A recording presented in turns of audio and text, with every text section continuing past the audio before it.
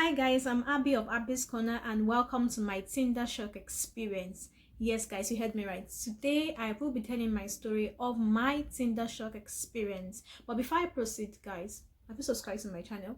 Go subscribe to my channel by hitting on the red button that says subscribe and also on the blue notification bell that makes you update each time I upload a new video. So guys, let's just get right into it.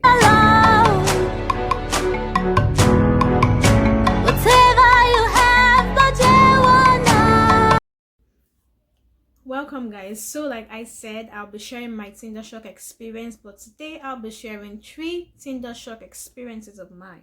Now, while I went on Tinder, as we all know, Tinder is a dating site and I've been on it for like some time now. So my first shock experience. Are you guys ready to listen to this? Is it ethical, non-monogamous marriage lords? You heard me. I mean, the first time I heard that, I was like, what does this mean? What does this mean? I know initially I did not actually check this person's bio. I just saw the picture and I was like, oh, this person looks good. And then I just like, you have to swipe right. If you swipe right, it means that you guys, and if the person also swipes right, it means that you guys match, and then the chatting begins. So when I was talking to this person, I think I'm going to actually put up the chat, but I won't put up the person's name. That's strictly anonymous. So we're talking and chatting, and then he said that, I don't know, did you see my bio? I was like, no. And then he said, I'm married. I told him, but you're married. Then what are you doing on Tinder? He said, yes, they're in monogamous marriage. So I was like, okay, explain. What does this mean? He said, yes, him and his wife decided to see other people. I mean, like, are you seeing them, or you are? He said, yes, having sexual intercourse with, having sex with other people outside their marriage. And I was like, I could not swallow that. I can't swallow. I could not. It was very, very, very bitter pill for me to swallow. So I was like, but guy, how far? Why?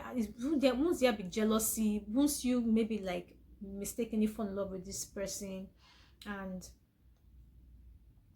then he said things like, oh, no, I won't fall in love with the person. It's just like having, I know, you know what? Let me read it out to you. Now, the conversation went thoughts. It went thoughts. Don't mind me. I don't waste your time, so let's get into it. Now, I said, so what are you doing on Tinder? And he said, we're in a monogamous marriage. Oh, let me just say, before this statement actually came up, I just didn't want to waste your time, so I had to just think that was necessary.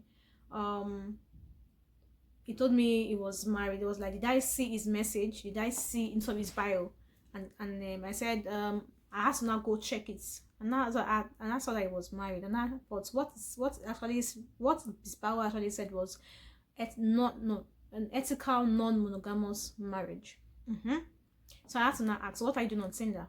He said, we are in a monogamous marriage, pretty much open, where we can build connections with others and it's consensual. I was like, I'm sorry, but why? I'm curious. Not judging, but just curious. So we go to open up.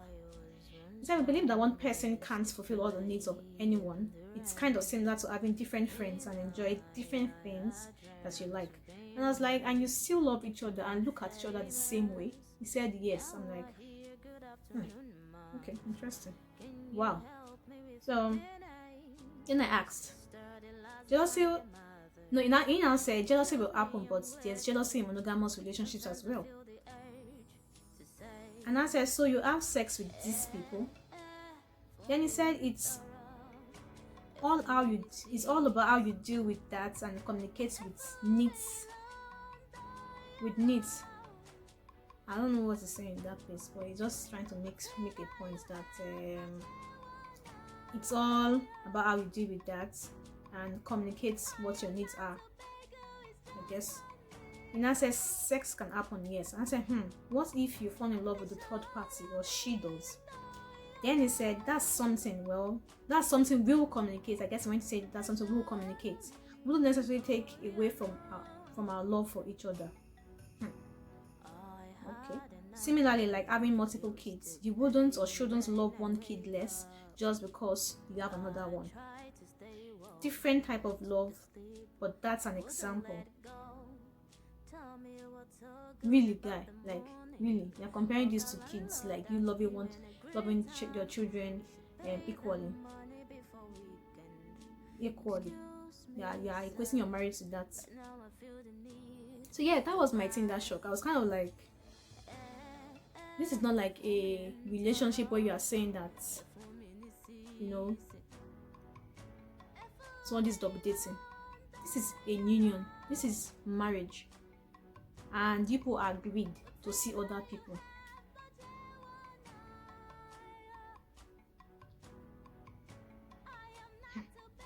Okay.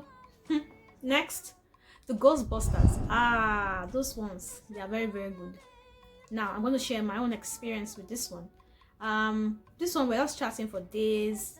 No, you know, when guys are talking, no quarrel, nothing. People are just talking, enjoying the conversation, and you are sure that something can actually click between both of you. And then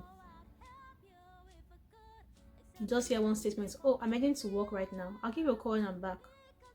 And then the following day, you're like, you greet. I sent a message. How are you doing? How is everything? No reply. I'm like, what happened? Was there an accident? Is there something wrong?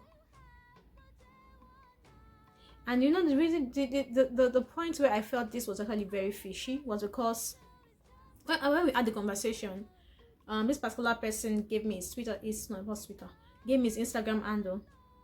I was like, I want to see your pictures.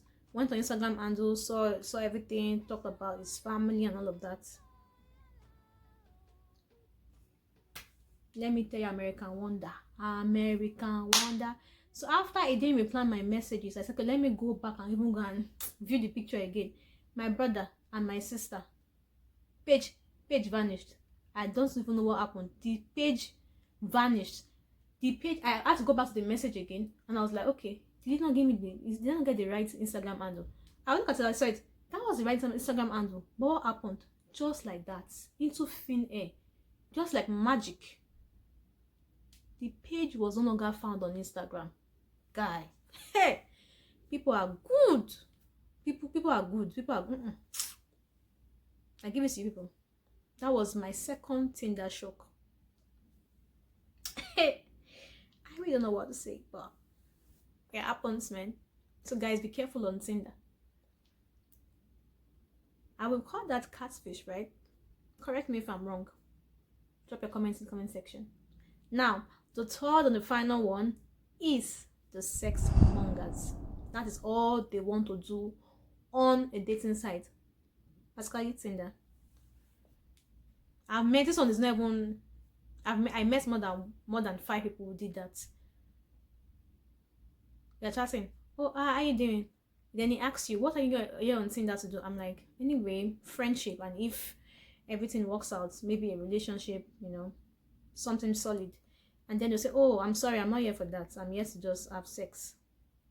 Meet someone to have fun with. Meet someone to, those kind of, I'm like,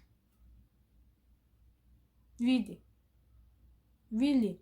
So they've turned a dating site to a virtual hotel, right? Anyway, one lesson I learned from this is, please, look at the bio, not at the smiles of the guy or even the lady. Do not look at their smiles. If you're a guy, don't look at the lady's smile. Look at the bio, because really some people on those dating sites are not...